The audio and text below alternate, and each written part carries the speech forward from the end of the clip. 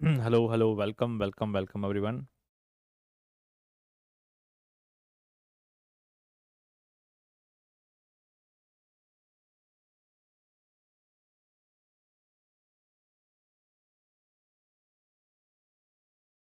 Hmm.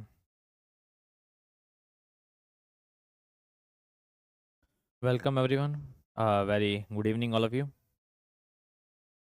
चलिए बच्चों, class को स्टार्ट करते हैं। हम यहाँ पे डिस्कस कर रहे हैं already hydraulic machines. Good evening, good evening. जिसमें हमने इम्पैक्ट ऑफ जेट चैप्टर बच्चों स्टार्ट किया था हमारा, जहाँ पे हमने इससे पहले हमने बेसिक समझा कि हाइड्रोलिक मशीन में क्या है और किस तरह से हम जो है इम्पैक्ट निकाल रहे हैं। वो इम्पैक्ट एक्चुअल में जेट ऑन अ प्लेट है। ठीक है, तो ये बेसिक्स ऑफ हाइड्रोलिक मशीन्स हम लोग पढ़ रहे हैं बच्चों, जिसमें हम आगे के केसेस डिस्कस करते हैं। तो हमने लगभग दो केसेस हम लोगों ने डिस्कस किए थे। एक, जब फ्लैट प्लेट पे हमारा जेट इम्पैक्ट करता है तो वो उसका क्या इफेक्ट पड़ता है। दूसरा केस हमने किया था कि वही फ्लैट फिक्स्ड प्लेट जो थी वो इंक्लाइंड फिक्स्ड हो जाए तो हमारे फोर्सेस क्या रहेंगे, है ना। ये दो केसेस आप लोगों को याद होंगे जो हम लोगों ने किया था, jet strikes on stationary inclined plate. Now अब हम यहाँ पे बात करते हैं बच्चों, jet strikes on a vertical hanging plate when a case number 3, when a jet strikes on vertical hanging plate। ठीक है, अब केस नंबर 3 होता है बच्चों जब हमारी प्लेट जो है वो वर्टिकल फ्लैट ही है लेकिन हैंग्ड है। तो वर्टिकल फ्लैट प्लेट है लेकिन किसी पॉइंट पे हैंग है, तो मतलब पिन जॉइंटेड है। ठीक है, पिन जॉइंटेड हैंग है इस तरह से।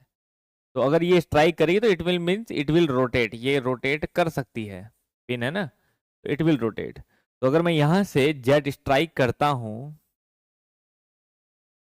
मान लीजिए दिस इज माय नोजल, और मैं नोजल से जो है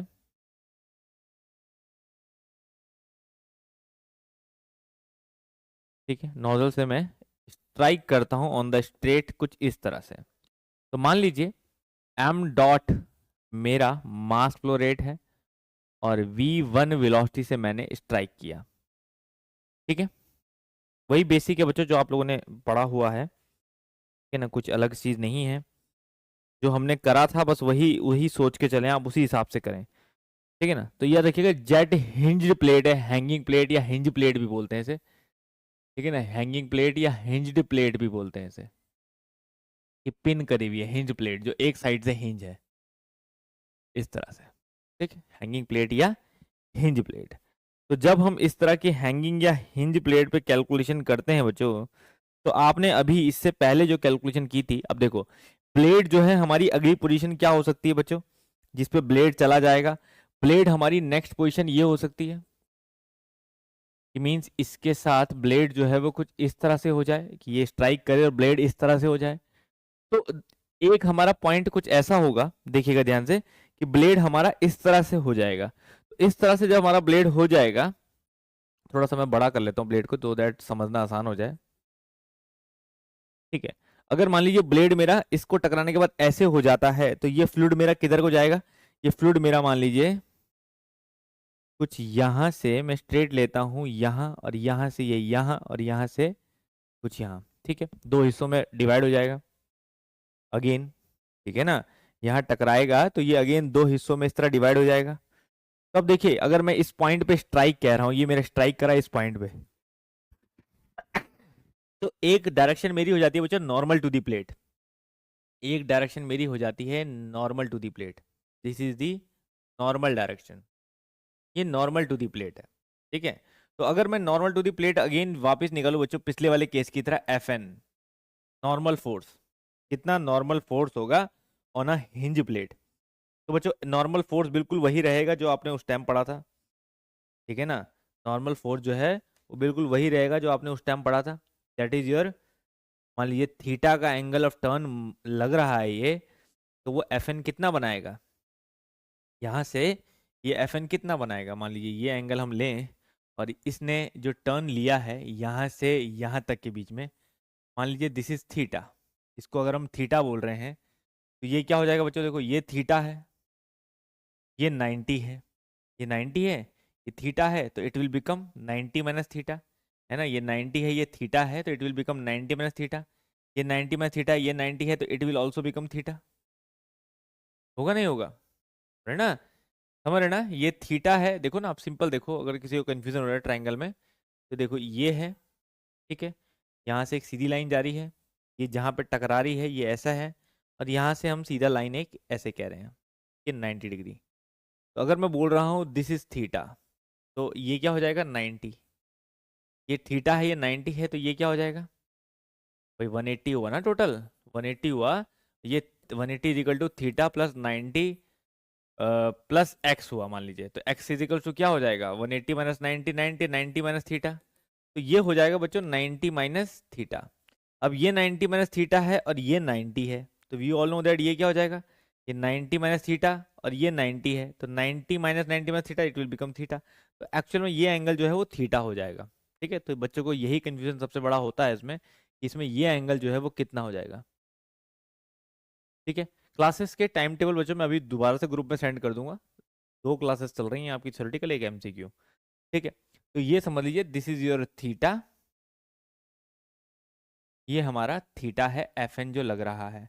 एफ एन की वैल्यू बच्चों वही रहेगी जो लास्ट केस में थी हमारी, ठीक है ना। लास्ट जो हमने इससे पहले वाला केस डिस्कस किया था ना, जो पढ़ा था, वहां पे क्या थी, F N equal to rho A V square sine theta, ठीक है। तो वही हमारी ये वैल्यू यहाँ पे रहेगी, ठीक है। नाउ अब याद रखिए यहाँ पे हमने, ये थीटा है, ठीक है। तो अब यहाँ पे ध्यान रखिएगा बच्चों, हम यहाँ पे एफ एन निकाल रहे हैं, ये हमने बिल्कुल वैसे ही लिया है जैसे कि वहां पे हमने केस किया था, तो ये वैल्यू हमने पहले की निकाली हुई है बच्चों। ये बल्कि साइन थीटा भी नहीं, थीटा 90 माइनस थीटा लिखा जाएगा, नहीं 90 माइनस थीटा, आप इसे कॉस थीटा भी लिख सकते हो, अभी फिलहाल ऐसे रहने दो, ठीक है। तो एक तो एफ एन, लेकिन हमने निकालना क्या है बच्चों, हमने निकालना है दैट इज एफ एक्स और एफ वाई। तो उसका आंसर सेम है बच्चों, एफ एक्स और एफ वाई उसका आंसर सेम है, वो क्या होगा, तो याद रखिए that will be F X is equals to F N का component F N sign theta and F Y is equals to, या यहाँ लिख देता हूँ मैं, F Y is equals to F N का कॉस कंपोनेंट कॉस थीटा। बस अब दोनों की वैल्यू में ये पुट कर दीजिए और आंसर आ जाएगा आपका, एफ एन साइन थीटा और F N cos theta. Main यहाँ पे जो सबसे मुश्किल होता है बच्चों वो है सिर्फ थीटा को समझना, बस आपको इतना सा ध्यान रखना है कि व्हाट इज थीटा। थीटा अगर आपको समझ में आ गया तो सब कुछ, कोई दिक्कत नहीं है। थीटा अगर कंफ्यूज करेगा तो फिर वहीं फंसोगे सबसे ज़्यादा आप। एंगल को रिपीट कर दूं, ठीक है, देखिए, क्योंकि मेन यही है ना कि आप एफ एन किधर को रिजॉल्व कर रहे हो, किधर एंगल ले रहे हो। एक एंगल ये हुआ हमारा, ठीक है ना, ये 90 माइनस थीटा है, ये थीटा है, ये 90 है, तो मेन आपको ये एंगल का ही खेल समझना है। मैं दोबारा एंगल बता देता हूँ आपको, ठीक है। मेन आप एंगल को ही ध्यान रखिए, बाकी कोई दिक्कत नहीं है, ठीक है। आपको जो हैंगिंग प्लेट है उसमें मेनली जो समझना है वो सिर्फ एंगल ही है बच्चों, ठीक है। तो जो मैंने एंगल आपको बना के दिए हैं उस चीज़ का ध्यान रखिए, और कोई दिक्कत नहीं। एफ एन और एफ एक्स और एफ वाई ये सब तो हो जाएगा, ठीक है। मैं इसको दूसरे तरीके से भी समझा सकता हूँ आपको, देखो एक तरीका और समझो,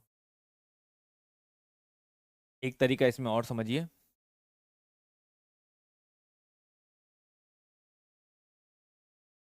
देखिएगा, मान लीजिए ये मैंने जेट लिया, एक तरीका इसमें मोमेंट लेके भी कर सकते हैं आप, वो भी इजी तरीका है, कोई मुश्किल नहीं है, वो मैं आपको बता देता हूँ क्या तरीका है वो। देखिए, मान लीजिए यहाँ से आपका जेट स्ट्राइक करता है किसी इंक्लाइंड प्लेट पे। इंक्लाइंड प्लेट को हम ले लेते हैं कुछ इस तरह से, और याद रखिए प्लेट आपकी इस पोजीशन पे जाके स्टेशनरी मानी जाएगी, मतलब कि कंटिन्यूस पानी आ रहा है, उसके बाद प्लेट आपकी रुकी हुई है इस पोजीशन पे, ठीक है। तो मान लीजिए स्टार्टिंग प्लेट आपकी कुछ ऐसी थी, मैं सिर्फ एक लाइन खींच देता हूँ ताकि कंफ्यूजन ना हो डबल डबल लाइन का। ये आपकी यहाँ स्ट्राइक करी, ठीक है, ये यहाँ पे स्ट्राइक करी और उसके बाद आपकी प्लेट की नेक्स्ट पोजीशन क्या है, तो मान लीजिए ये वाटर हमारा, मैं सीधा ले लेता हूँ ऐसे, तो हमारी प्लेट की नेक्स्ट पोजीशन जो है वो मान लीजिए कुछ ऐसे है। ठीक है, वाटर स्ट्राइक करा और प्लेट की नेक्स्ट पोजीशन मान लीजिए कुछ ऐसे है।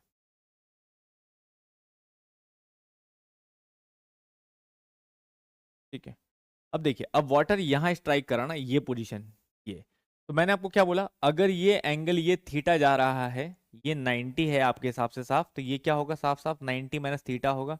में किसी को कोई कंफ्यूजन नहीं होना चाहिए। फिर अगर मैं इसके नॉर्मल खींचूं एक लाइन, इस प्लेट के नॉर्मल खींचूं एक लाइन, तो ये अपना आप में क्या होना चाहिए, थीटा होना चाहिए। बताइए, इसमें तो किसी को कंफ्यूजन नहीं था, यहाँ तक तो सबको ही समझ में आ रहा है ना। प्लीज बच्चों बोलिएगा, क्योंकि अगर नहीं पता चलेगा कि सबके समझ में आ रहा है नहीं आ रहा, फिर मुझे कंफ्यूजन होगा कि कितना बताना है। ठीक है ना, तो this is our your normal force, जो प्लेट के नॉर्मल फोर्स लगेगा। ठीक है, समझ में आई बात, दैट इज अ थीटा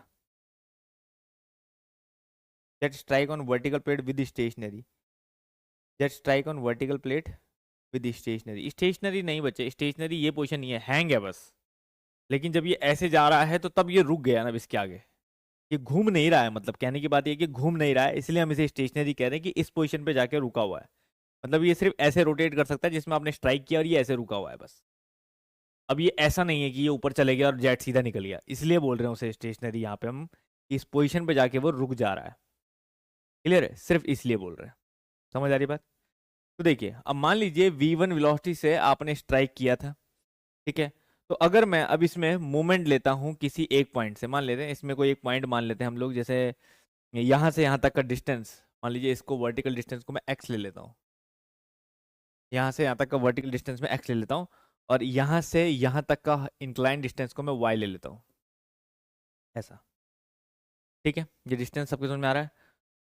ठीक, अब यहाँ पे अगर मैं मोमेंट लेता हूँ बच्चे किसी पॉइंट के अबाउट, मोमेंट ले लेता हूँ मैं, तो मोमेंट मेरा क्या हो जाएगा, नॉर्मल फोर्स इनटू वाई, मान लीजिए इस ओ पॉइंट के अबाउट ले लेते हैं, taking moment about O is equal to 0, तो नॉर्मल फोर्स इनटू वाई, ये निकालना बल्कि ज़्यादा आसान रहता है, इज इक्वल टू दूसरा फोर्स क्या है। अब देखो, इस प्लेट का अपना वेट बच्चों, इस प्लेट का अपना वेट जो डायरेक्टली नीचे लगेगा, तो मैं इसके लगभग सेंटर, मान लीजिए प्लेट की लेंथ जो है वो एल है, मान लीजिए प्लेट की पूरे की लेंथ जो है वो एल लेंथ है, तो हाफ में क्या होगी, L/2, हाफ लेंथ क्या होगी इसकी, L/2, तो L/2 में इसका वेट नीचे लग रहा है बच्चों, L/2 में इसका वेट नीचे लग रहा है यहाँ। अब देखिए, ये और ये एंगल क्या होगा, थीटा, तो ये एंगल क्या होगा, W, W कॉस थीटा और W साइन थीटा, ये लगेगा W साइन थीटा और ये लगेगा W कॉस थीटा, तो यहाँ पे परपेंडिकुलर क्या लगा, W sine theta, W sign theta into distance क्या है, L/2। समझ में आ रहा है। प्लीज नहीं समझ में आएगा तो बोलिएगा, कोई दिक्कत नहीं, मैंने बोला ना कई तरीके हैं, पहले तरीके से मैं समझाया, दूसरे तरीके से बता रहा हूँ। ठीक है, ये हुआ। अब यहाँ से देखिए, यहाँ से अगर आप सिंपल ये इक्वेशन देखिए, that equation is also important. एक ही बार ऐसा हुआ है पेपर में, ऐसा क्वेश्चन आया है कि वेट ऑफ द प्लेट पूछ लिया। ठीक है ना, तो वेट ऑफ द प्लेट कैसे निकल सकता था, सिर्फ एक कोई इक्वेशन, आपने ओ के अबाउट मोमेंट लिया, जिसमें आपने normal force into this distance और अपोजिट में W sign theta into this distance, इसलिए मैंने इजिकल टू के उधर रखा है क्योंकि वो अपोजिट में है, इसकी डायरेक्शन ये है तो इसकी डायरेक्शन ये है, तो दो कैलकुलेशन इसमें हुई, एक होती है आपकी वेट वाली कैलकुलेशन, एक तो ये इंपॉर्टेंट है। ठीक है, दूसरा, अगर मैं नॉर्मल फोर्स निकाल रहा हूं, जस्ट नॉर्मल फोर्स, तो मैं क्या लिखूंगा बच्चों, आपको स्टार्टिंग बताया था नॉर्मल फोर्स वही रो ए वी स्क्वायर, बताया ना मैंने पिछली बार में पढ़ा था हमने, रो ए V one square sine 90 minus theta, या कॉस थीटा भी बोल सकते हो डायरेक्ट, ये हमने लास्ट वाले डेरिवेशन में किया हुआ है एफ एन निकालने का तरीका, तो वही तरीका यहाँ भी फॉलो होगा, कॉस थीटा, वही तरीका यहाँ भी फॉलो होगा। समझ आ रही बात। ठीक है, नाउ अब यहाँ पे एक तो रही ये कैलकुलेशन बच्चों, बाकी फिर मैंने बोला आपको एफ एक्स और एफ वाई निकालिए। वो वेट अगर पूछता है, इफ वेट ऑफ प्लेट आपसे पूछेगा कैलकुलेशन में कहीं भी, तो ये वाली कैलकुलेशन लगाएंगे आप, मोमेंट वाली। अगर सिर्फ नॉर्मल फोर्स पूछेगा तो ये लगाएंगे, अगर सिर्फ एफ एक्स और एफ वाई पूछता है तो जो मैंने बताया वो लगाएंगे, एफ एन साइन थीटा और एफ एक्स कॉस थीटा, और कुछ नहीं। ठीक है ना, यही क्वेश्चन इन पे आए हुए भी हैं अभी तक। बताइए बताइए, इतनी जो तीन बातें मैंने बताई वो बातें समझ में आएगी कहाँ पे क्या यूज करना है। बाकी किसी चीज़ की टेंशन मत लीजिए, बाकी कोई थीटा वीटा का आपको और टेंशन लेने की जरूरत नहीं, जो थीटा बताया बस उसका ध्यान रखिए और कुछ नहीं, ठीक है ना। एक छोटा सा कैलकुलेशन इसमें पूछा रहता है कई बार पेपर में, अगर आप थोड़ा सा ठीक ठाक बुक्स उठाएंगे तो एक छोटा सा कैलकुलेशन और पूछा रहता है, अगर वो भी बताना तो मैं बता देता हूँ। वो पूछा रहता है बच्चों आपको साइन थीटा की वैल्यू, साइन थीटा की वैल्यू, कि इसमें अगर आपको बोला जाए कि how to calculate sine theta, तो वो साइन थीटा की वैल्यू निकालने को बड़ी पूछी रहती है। अब वो कैसे निकल सकती है वो भी मैं आपको बता देता हूँ। देखिए साइन थीटा की वैल्यू अगर आपको पूछी जाए किसी भी तरह से, तो देखिए कोई भी ट्राइंगल ले लो, जैसे हमने एक्स और वाई लिया ना, ये एक्स है ये वाई है, तो ये वाला ट्राइंगल ले लो आप, ये वाला ट्राइंगल ओ ए बी, इसमें आप अगर कॉस थीटा लगाओगे तो क्या आएगा, देखो कॉस थीटा लगाओगे तो cos theta is base upon hypotenuse, base is l, base is x and hypotenuse is y, तो क्या लिखोगे आप, cos theta is equal to x by y लिखोगे, लिखोगे ना, ठीक है। y इज इक्वल टू अगर मैं बोलूं तो y is equal to x upon cos theta लिखोगे, ठीक है, y is equal to x upon cos theta लिखोगे। तो अगर मैं यहाँ पे ये समझ लीजिए आपका वो ये वाली मोमेंट इक्वेशन लेता हूँ, ये वाली मोमेंट इक्वेशन, तो क्या आता है, एफ एन की जगह पे एफ एन पुट करो, नॉर्मल फोर्स की जगह पे normal force, rho A V square, rho A V square cos theta into y क्या है, एक्स अपॉन कॉस थीटा, देखो इज इक्वल टू डब्लू sign theta into l by two आया। Cos theta से cos theta टू cut गया, cos theta से cos theta cut गया बच्चे। तो देखो यहाँ पे साइन थीटा क्या बनेगा, साइन थीटा बनेगा आपका यहाँ पे, यहाँ लिख देता हूँ मैं, sine theta is equal to देखो क्या बनेगा, two rho A V square, two rho A V square upon W sign theta, W sorry W sign theta W आएगा, W into L, W into L, देख रहे हो। अब अगर मैं चाहूं तो एक्स और एल में भी रिलेशन निकाल के एक्स और एल को भी हटा सकता हूं, ठीक है, ताकि रो ए वी स्क्वायर डब्लू बने, ठीक है। अभी तो फिलहाल ये समझ लो कि हमने ये ऐसा कहीं किया है, क्योंकि इसमें भी एक पोर्शन आता है, क्या आता है कि देखो साइन थीटा मैंने निकाला, इसमें भी एक पोर्शन आता है कि अगर मैंने इस ब्लेड को जेट के बीचों बीच में स्ट्राइक किया, देखो अब मैं बताता हूं एक और चीज, कि अगर ब्लेड को जेट को मैंने ब्लेड के बीचों बीच में स्ट्राइक किया यहां पे, तो क्या होगा, ये पूरी लेंथ देखो, पूरी लेंथ क्या है बच्चों एल, तो इतना हिस्सा क्या है एल बाई टू, मानते हो एल बाई टू है, और इसी को मैंने क्या लिया है एक्स। तो अगर मैंने middle at strike at middle किया ना, तो x equals to L by two हो जाता है, ध्यान से सुनिएगा, अगर मैंने स्ट्राइक एट मिडल किया तो x equal to L by two हो जाता है। उससे क्या निकल के आता है बच्चे, उससे ये निकल के आता है कि if x is equal to L by two, तो देखो x एल बाई टू हो जाएगा, तो इसका मतलब क्या हो जाएगा, इसका मतलब ये हो जाएगा कि x और एल बाई टू कट जाएगा, if x is equal to L by two then sine theta आ जाएगा आपका rho A V square by W, rho A V square by W, that is the formula. तो ये समझ लीजिए, तीन यहाँ पे मैंने फॉर्मूले बताए बच्चों, तीन क्या दो ही याद रखो, क्योंकि वेट तो यहाँ से भी निकल जाएगा, एक कंडीशन ये है और एक तो सिंपल यही है एफ एन निकालना, बस। आपको पेपर में, अच्छे पेपर में ये पूछा गया है साइन थीटा के साथ रिलेशनशिप और नॉर्मल, ये क्लियर है, समझ में आई बच्चों बात, ठीक है। तो याद रखिएगा बच्चों, ये हिंज वाला केस बहुत कम पूछा जाता है, लेकिन जहां पूछा जाता है फिर बच्चों को कंफ्यूजन होता है, तो मैं दोबारा से याद करवा दे रहा हूं कि अगर कहीं पर भी प्लेट आपकी हिंज है, तो अगर मैंने मिडल पे स्ट्राइक किया, मिडल मतलब यहां से डिस्टेंस x और पूरी हिंज प्लेट की जो डिस्टेंस है वो है l, ठीक है। तो यहां से मैंने x, तो x equal to L by two, यहां पे मैंने अगर स्ट्राइक किया तो प्लेट जो है वो कुछ थीटा एंगल पे यहां टर्न होती है, जिससे कि मान लीजिए प्लेट यहां टर्न होती है तो नॉर्मल के साथ वो एंगल बनाती है थीटा, ये बनता है 90 minus theta.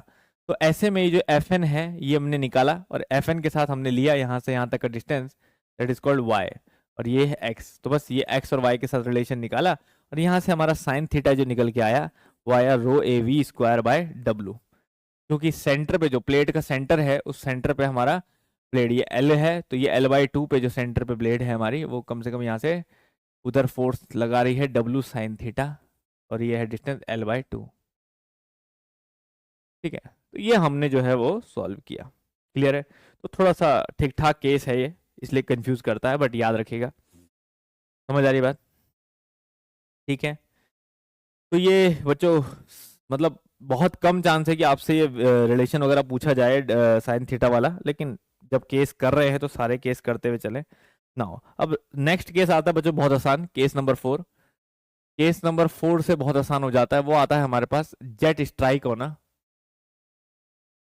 Jet strikes on a curved plate, on a on a fixed curved plate, jet strikes on a fixed curved plate। अब इसमें भी दो केस हैं, fixed curved plate at centre, curved plate at centre. अगर मैं centre पे strike कर रहा हूं, पहला केस है अगर मैं सेंटर पे स्ट्राइक कर रहा हूं बच्चे, तो सेंटर पे स्ट्राइक करना मतलब ये हुआ कि this is the, if this is the plate, ये कर्व्ड प्लेट है, सिमेट्रिक कर्व्ड प्लेट है, उसके हम सेंटर पे स्ट्राइक कर रहे हैं, तो लगभग मैं सेंटर बनाऊं, तो मान लीजिए दिस इज द सेंटर,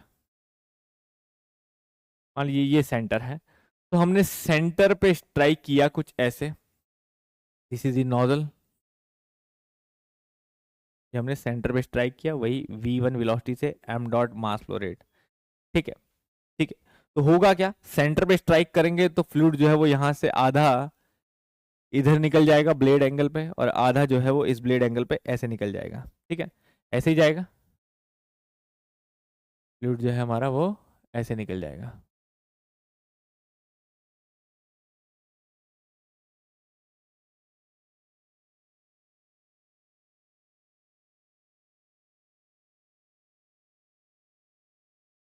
ठीक है, दोनों तरफ बराबर समझ लीजिए, थोड़ा सा बार बार अजीब बन रहा है।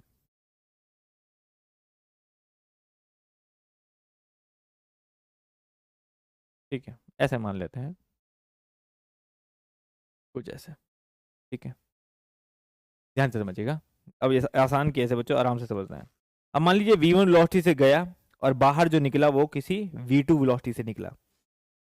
ठीक है, बाहर जो निकला v1 वेलोसिटी से गया, बाहर जो निकला किसी v2 वेलोसिटी से बाहर निकला, लेकिन v2 वेलोसिटी जो है वो किसी एंगल पे बन रही है, v2 वेलोसिटी जो है वो किसी एंगल बना रही है, और एंगल क्या होगा, जो ब्लेड का एंगल होगा। अब यहाँ से मान लीजिए ब्लेड जो है वो एंगल बना रहा है, यहाँ से ब्लेड जो है वो एंगल बना रहा है ऐसे यहाँ से। अब ये एंगल सेम भी हो सकते हैं बच्चों, दोनों सिमेट्रिक ब्लेड है तो एंगल सेम भी हो सकते हैं, अलग अलग भी हो सकते हैं। ठीक है, तो दोनों केस मान के चलो सेम भी हो सकते हैं और अलग अलग भी। तो फिलहाल हम सेम केस मान लेते हैं, तो मैं ऐसे बोलता हूँ ब्लेड एंगल फाई, मान लीजिए फाई है ये ब्लेड एंगल। ठीक है, फाई ब्लेड एंगल है, तो ऑब्वियसली बात है this is also phi and this is also phi. तो मैं क्या बोलूंगा, this is v2 cos phi and this is v2 sin phi होगा। This is v2 cos phi and this is v2 sin phi. हो गए दो component इसके। ठीक है ना, दो दो कंपोनेंट हो गए बच्चे, क्लियर है?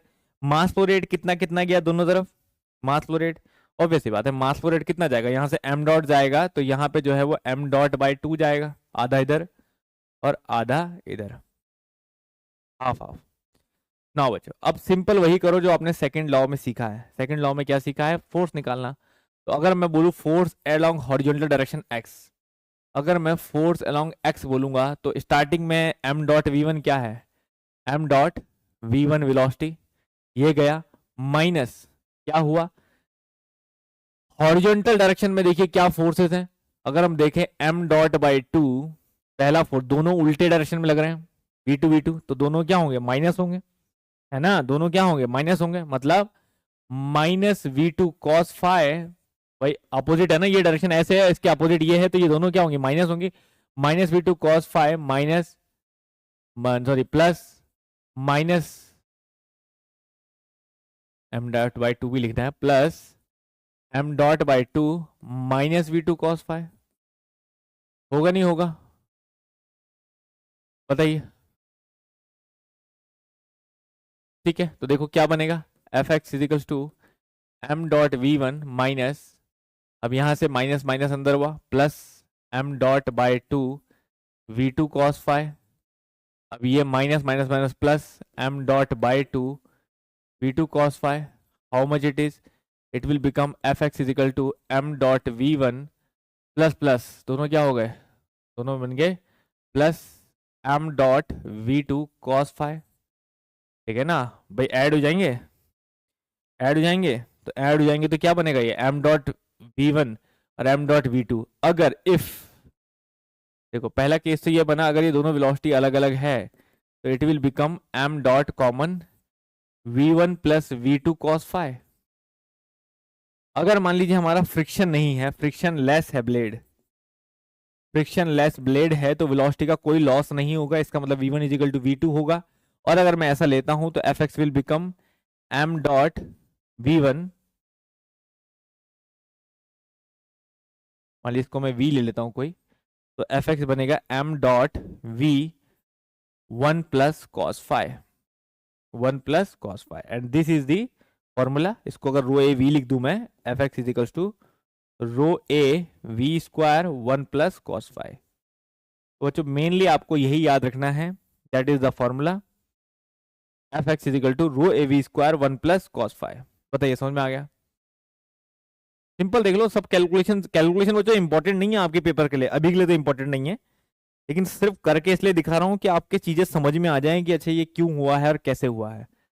देखो ना सिंपल, चेंज इन मोमेंटम लिखा मैंने, change in momentum, initial momentum minus final momentum, final momentum दो है क्योंकि दो डायरेक्शन से बाहर आ रहा है, तो दोनों के मोमेंटम ऐड कर दिए एम वी, लेकिन दोनों के डायरेक्शन अपोजिट से अंदर माइनस माइनस भी आ गया, ठीक है ना। तो ये पूरा मिला के याद रखिए ये फाइनल मोमेंटम है, पूरा मिला के ये फाइनल मोमेंटम होता है, और ये है इनिशियल मोमेंटम, तो इनिशियल माइनस फाइनल किया मैंने, है ना।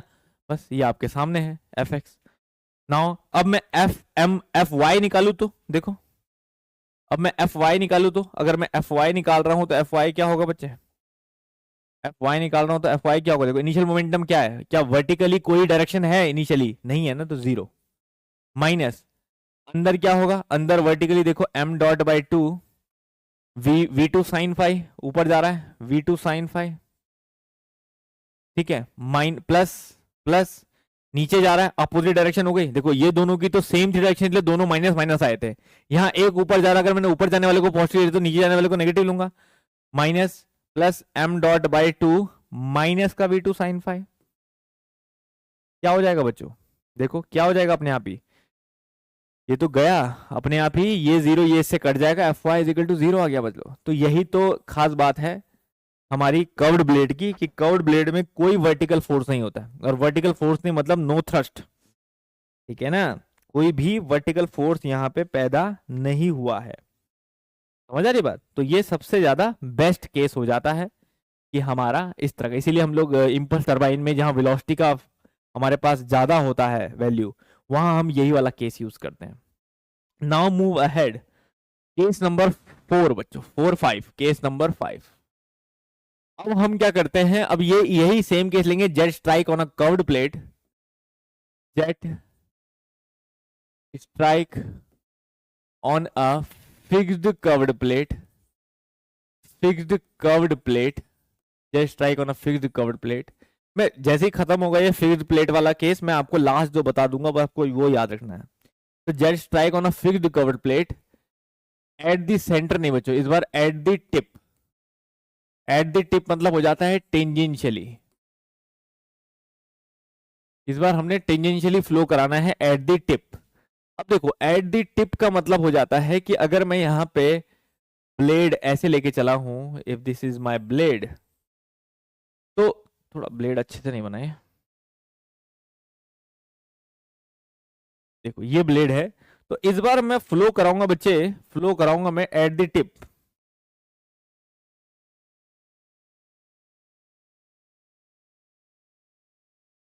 इस बार मैं फ्लो कराऊंगा एट द टिप, मतलब ये मेरा इनलेट साइड होगा, मैं जेट को यहां से भेजूंगा बच्चे, यहां से मैं जेट को यहां से भेजूंगा इस बारी, ऐसे समझ रहे ना,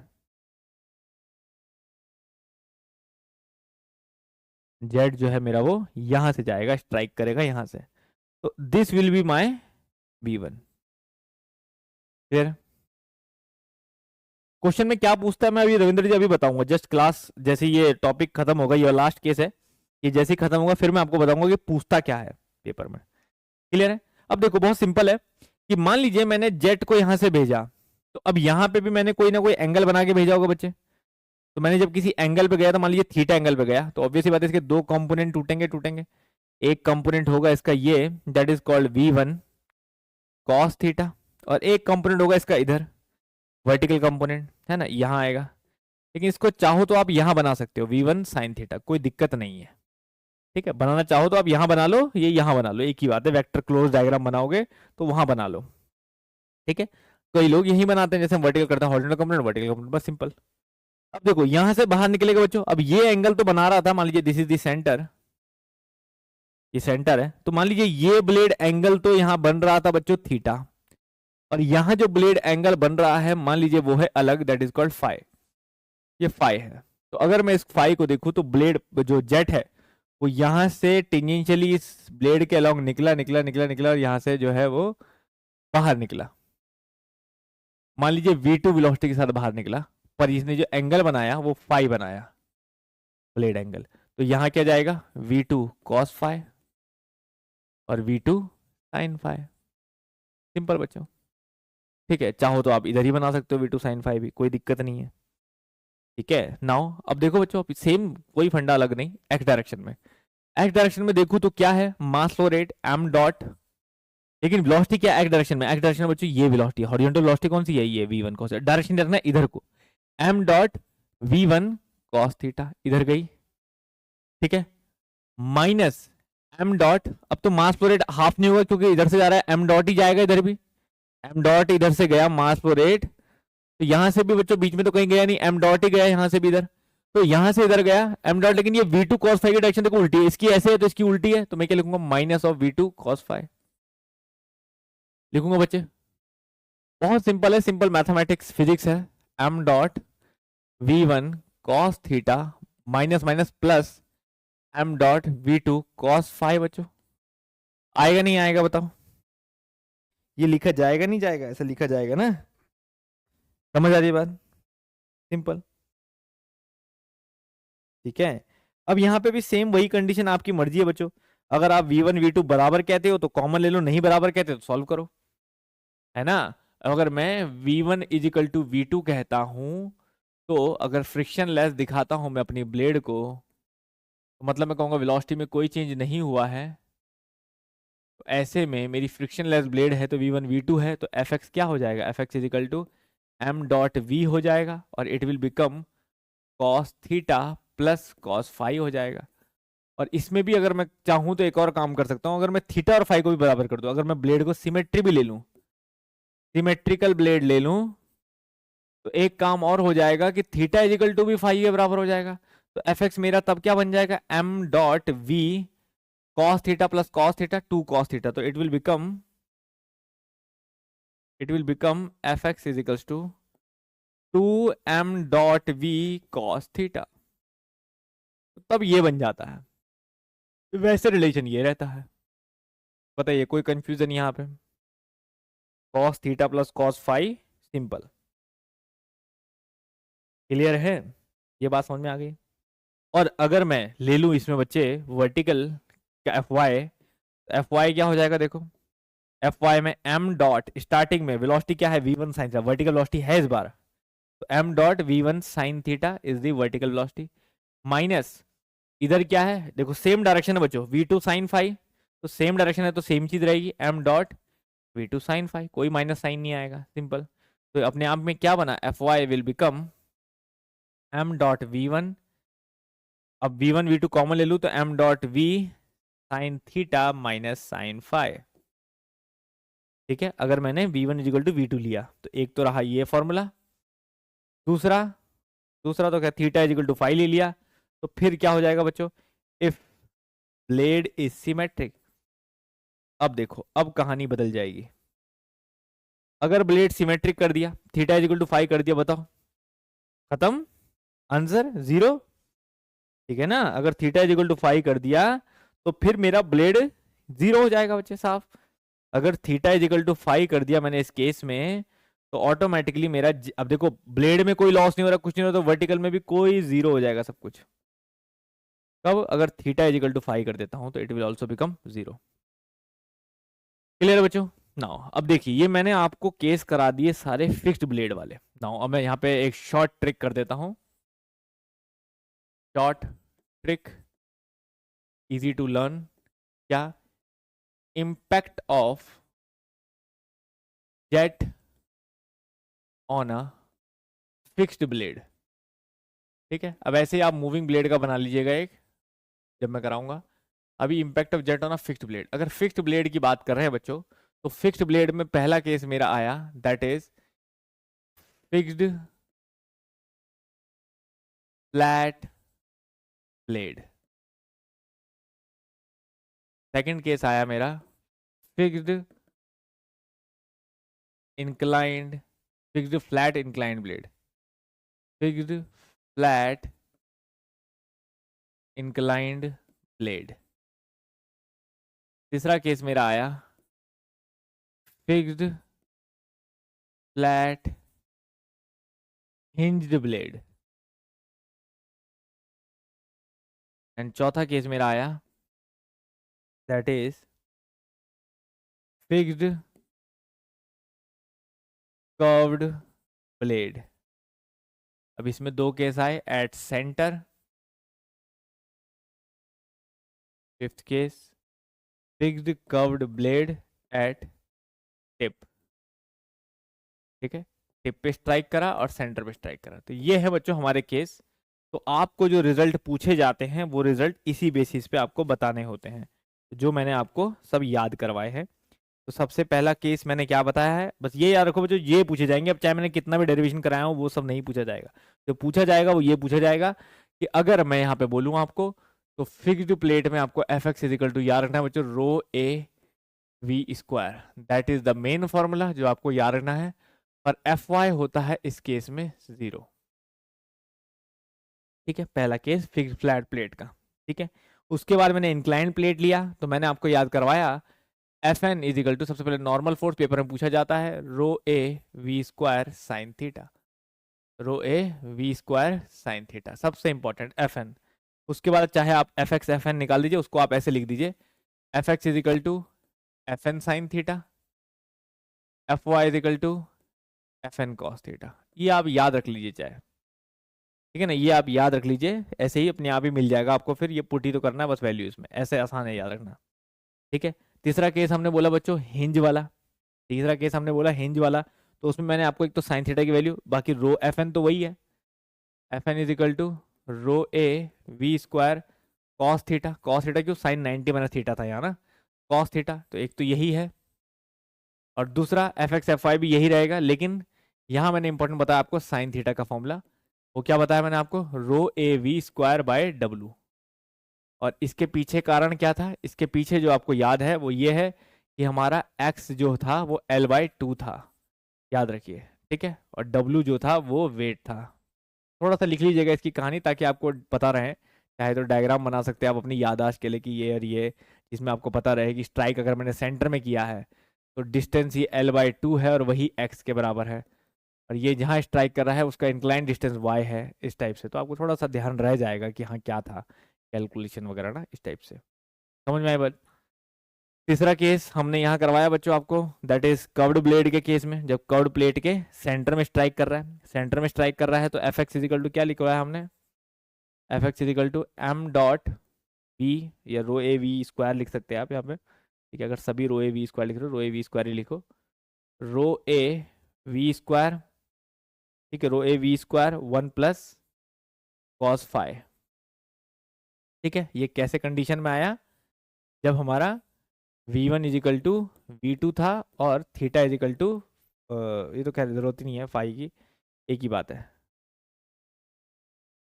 1 प्लस कॉस थीटा या 1 प्लस कॉस फाई, जो भी आप करना चाहो वो कर सकते हो आप। ठीक, क्योंकि यहाँ तो हमने सेंटर पे स्ट्राइक है ना, एंगल एक ही जगह बन रहा था ब्लेड का एंगल, तो 1 प्लस कॉस फाई, तो यहाँ पे कोई कन्फ्यूजन नहीं है इतना, बस सिमेट्रिक ब्लेड रख दीजिएगा, v1 इजिकल टू v2, ये हमने किया था सिमेट्रिक ब्लेड के केस में। ठीक है, ठीक है ना। दूसरा, और यहाँ पे एफ वाई जो था बच्चों, इस केस में एफ वाई जो था हमारा वो 0 था। तीसरा केस हमने अभी जो किया, एफ एक्स इजिकल्स टू क्या निकल के आया, rho A V square cos theta. ठीक है, rho A V square cos theta plus cos phi, एक रिलेशन ये आया निकल के। दूसरा F Y rho A V square sine theta minus sign phi. दूसरा केस ये निकल के आया। ठीक है, तो ये दो केस हो गए बच्चों आपके एफ एक्स एफ वाई वाले भी। तो इस तरह का यही है मेनली जो आपको याद रखना है, पेपर में अगर पूछा जाता है ऑप्शन में तो यही पूछा जाता है। तो इसलिए मैंने लास्ट में सब एक इकट्ठे बता देता हूँ ताकि टोटल ये चीजें याद रखनी है। ठीक है ना। अब इसी को आप जब मूविंग भी पढ़ लोगे तो इसी के बगल में एक टेबल बना देना मूविंग ब्लेड का। मूविंग ब्लेड का टेबल बना दोगे तो सेम केसेस आपको मूविंग ब्लेड में, लेकिन मूविंग ब्लेड के केसेस सारे सेम नहीं है ना, मतलब हमें अब फ्लैट में यूज ही नहीं करना ना, फ्लैट में एक ही जगह यूज करेंगे, बाकी सब हमारे मूविंग हो जाएंगे। ठीक है ना। तो अब ज्यादा कुछ नहीं है, आपको मूविंग प्लेट के दो तीन केस समझने हैं। एक हो जाएगा नॉर्मल फ्लैट मूविंग प्लेट, एक हो जाएगा हमारा सीरीज ऑफ मूविंग प्लेट।